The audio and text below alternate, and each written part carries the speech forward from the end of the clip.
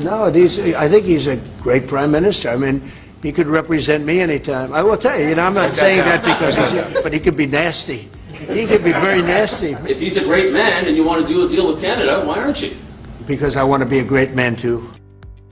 The cameras in the Oval Office captured what looked like a normal diplomatic moment. Smiles, flags, and two leaders talking about trade.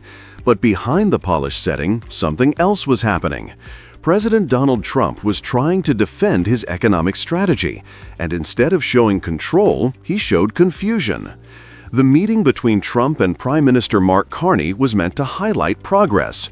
For months, Washington and Ottawa have been locked in a tariff dispute that's hurting both sides. The United States has kept high import taxes on Canadian steel, aluminum, and vehicles, while Canada has held firm, refusing to make concessions without guarantees of stability. Trump wanted to turn this moment into proof that his America First policy was working. Instead, it became a moment that revealed how his message is beginning to backfire. Trump entered the room with confidence. Carney, calm as ever, stayed focused. The difference between them wasn't just in tone, it was in discipline. Trump spoke to the cameras, Carney spoke to the facts. By the time the press conference ended, Trump's own words had done more to weaken his argument than anything Carney could have said. When reporters asked about trade, Trump jumped from topic to topic. He talked about how both countries want to make cars in steel, then shifted to crime, border security, and even drug boats supposedly destroyed off Venezuela. He claimed the United States now had no fishing boats left because of his crackdown on maritime drug smuggling. None of it had anything to do with tariffs or trade. Then came the numbers. Trump repeated that more than $17 trillion of new investment had poured into the United States in just 8 months. Independent agencies like the Congressional Budget Office and the Bureau of Economic Analysis have no record of any figure close to that. U.S. foreign direct investment for all of 2024 was under $500 billion, according to BEA data. The claims simply didn't fit any verified economic reality. His answers blurred together, mixing pride, anger, and self-promotion. One minute he spoke of love for Canada. The next he accused Canada of taking American car factories. He said the two countries hurt each other when we compete, even as he argued his tariffs were helping both nations.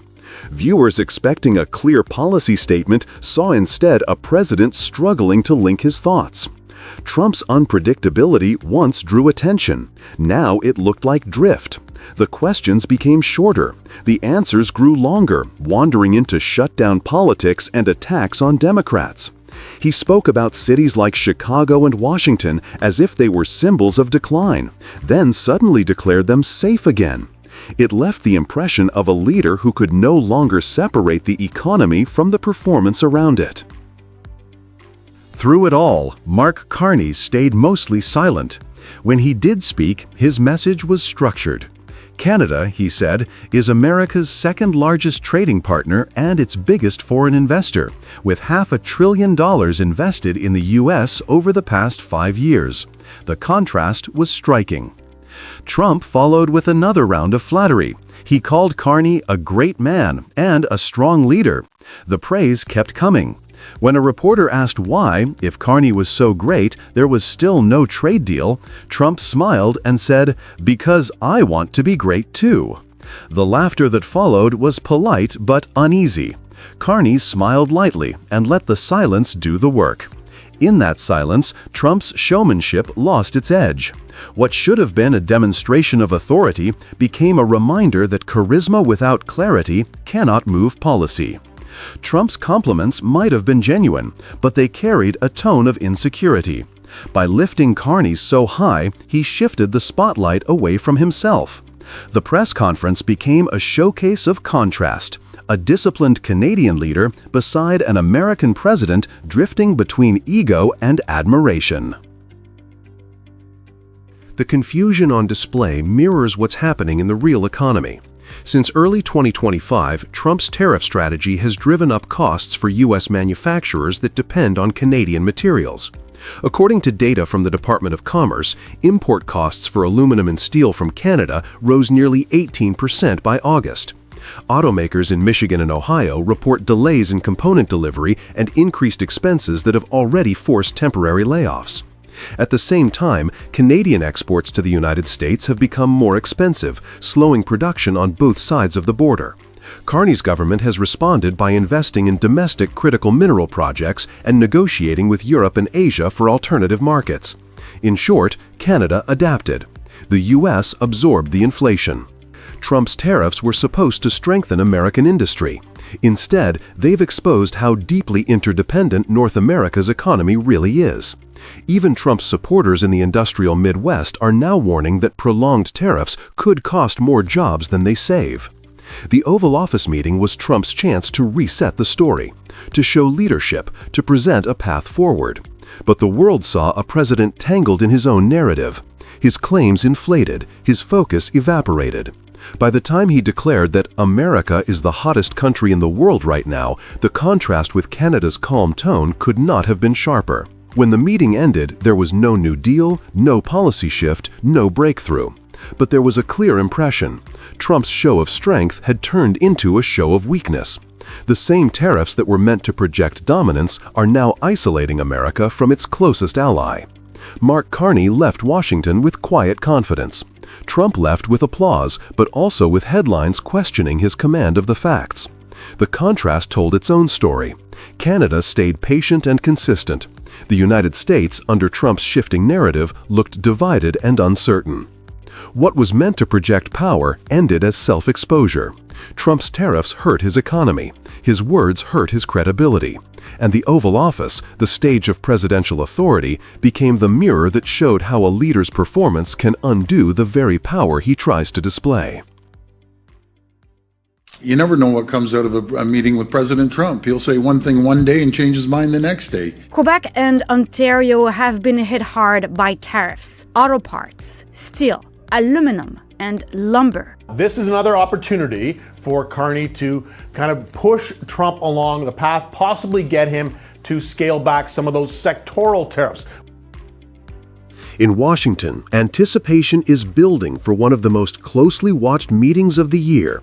On October 7, President Donald Trump and Prime Minister Mark Carney will sit down face-to-face at the White House to confront the trade war that has shaken the foundation of North America's economy.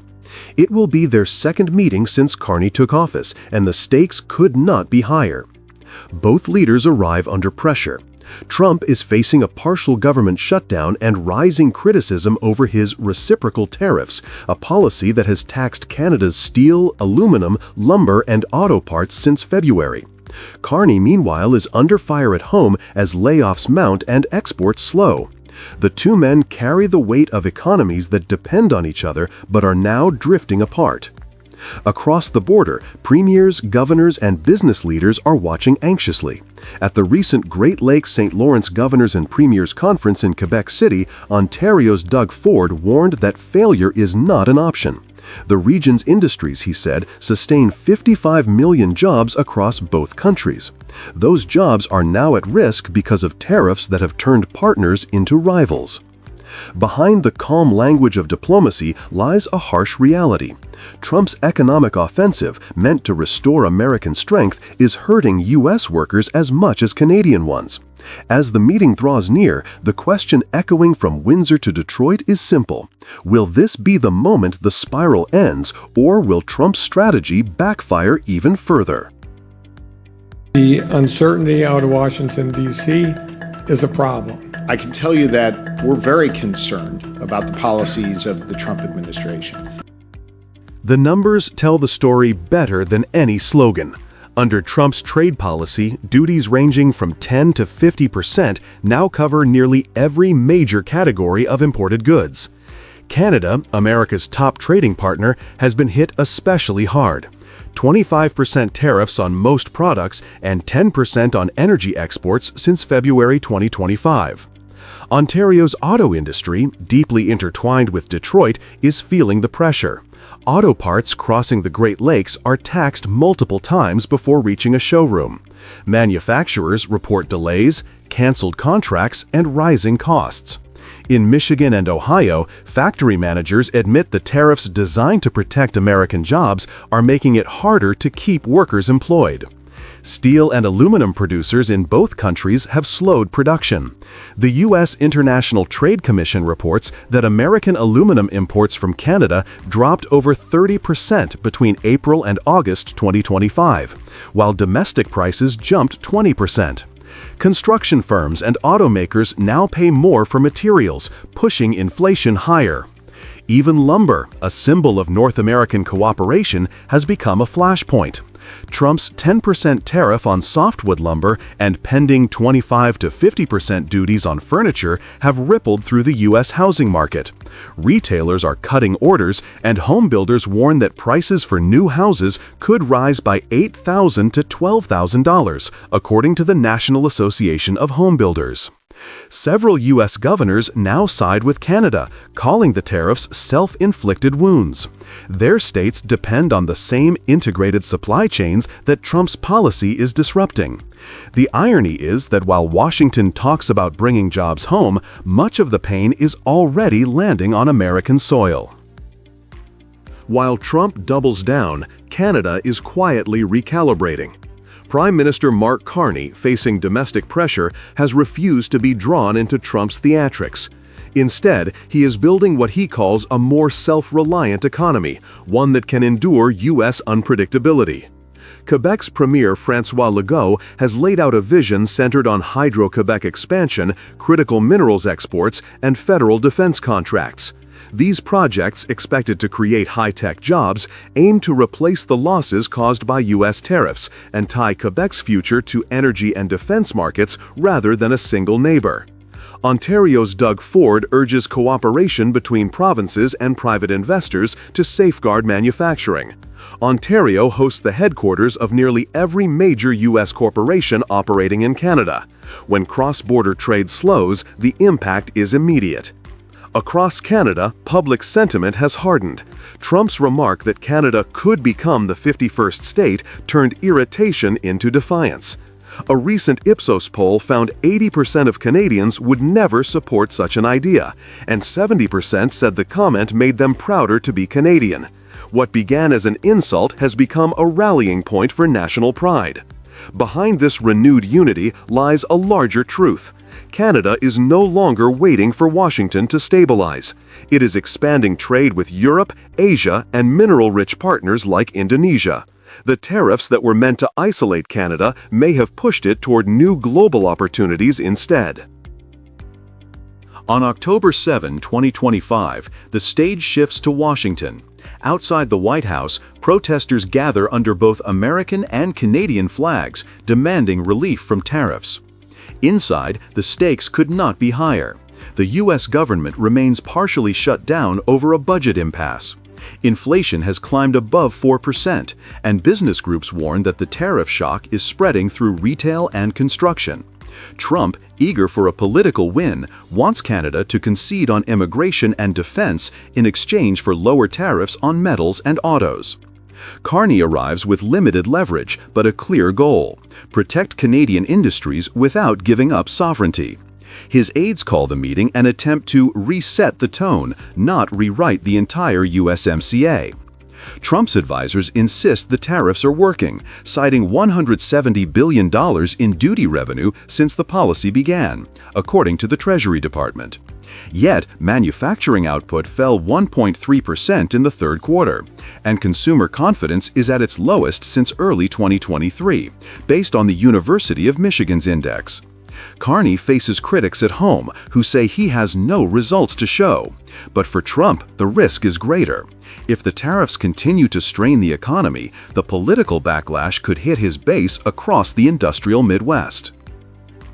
Whatever emerges from the Trump-Carney meeting, the message for North America is already clear.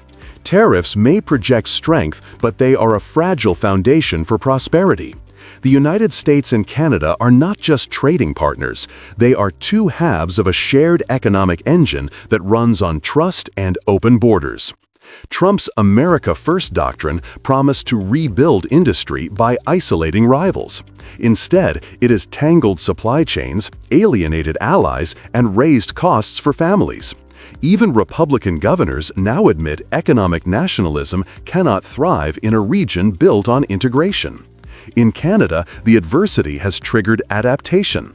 The focus on renewable energy, strategic minerals, and defense manufacturing could make the country a resilient northern hub in the global economy. The irony is unmistakable. By trying to weaken his neighbor, Trump may have accelerated its independence. As the two leaders leave the meeting room, one question remains. Will this confrontation lead to cooperation, or will the border harden further? Trade wars are never won. They only remind us how much nations depend on one another, and how fragile that bond becomes when politics takes control. Forget about President Trump. The guy drives me crazy. Let's focus on what we can do. We're going to continue growing, continue investing in the film industry. The film industry is very strong here. Let's start putting money back into people's pockets. Put money back into companies. Make it the most competitive area anywhere in the entire world.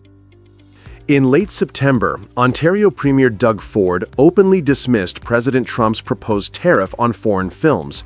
Ford's message was blunt. Ontario has built a screen industry worth about $3 billion, with a clear ambition to grow to $5 billion. For him, the focus should be on expanding opportunity at home rather than chasing after disruptive policies south of the border.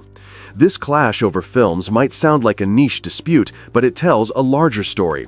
Under Trump's second term, tariffs have become the centerpiece of U.S. economic policy, stretching far beyond steel, aluminum, or autos. From early 2025, Canada and Mexico face 25 to 35% duties on non-compliant goods. Europe agreed to a 15% ceiling on cars and parts, while China continues to face a 55% wall. Against that backdrop, the idea of taxing films is not an isolated measure. It fits a broader strategy of squeezing allies for leverage. Yet in this case, the cultural economy at stake does not respond the way traditional industries do. The problem begins with definition. In a globalized film economy, one project can be financed in Los Angeles, shot in Toronto, animated in Bangalore, and released worldwide. How do you decide which is foreign?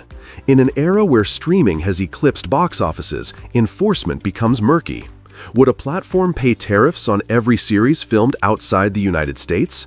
Studios will adapt by rerouting production budgets to countries offering stability. Ford highlighted Ontario's response: create a competitive environment, cut taxes, and market local talent. With skilled crews and infrastructure, the province is ready to catch projects uncertain about U.S. policy. The industry already generates $3 billion and aims at $5 billion, positioning Ontario as a safe harbor if Washington creates confusion. Cultural tariffs rarely stay in isolation. Other countries have tools to retaliate, whether through quotas, subsidies, or promotional budgets that encourage global productions to avoid the United States. For U.S. distributors, a thinner pipeline of international content means fewer choices for consumers and higher costs without necessarily adding new American jobs. Meanwhile, Canada is pushing diversification. In the past year, Ontario attracted over $40 billion of investment across sectors, and Ford has emphasized growing ties with Europe and the United Kingdom. That same approach now applies to film. If U.S. trade walls rise, productions will not simply shrink, they will move. Toronto and Vancouver already host a large share of Hollywood shoots because of cost advantages and predictability. Adding political uncertainty in Washington only strengthens Canada's hand. For Trump, the short-term optics are powerful. A tariff on foreign films sounds like a bold defense of American culture, but the economic reality is less favorable. 3 scenarios emerge. If the tariff is fully imposed, international studios will gain the rules and shift even more spending to Canada or Europe, leaving U.S. job gains minimal. If the White House negotiates carve-outs, the symbolism remains, but most projects reroute through exemptions, weakening credibility. If the policy is shelved under pressure, the uncertainty has already nudged productions to hedge their bets outside the U.S. In all 3 cases, the effect looks less like protection and more like acceleration of Canada's strategy. Ford's comments underscore that lesson. By focusing on building conditions for growth at home, Ontario turns a hostile policy abroad into fuel for expansion. The broader takeaway is clear. When tariffs target culture without clear definitions, markets adapt faster than politicians expect. Instead of restoring American dominance, the proposal risks backfiring by strengthening the very neighbor it was meant to pressure.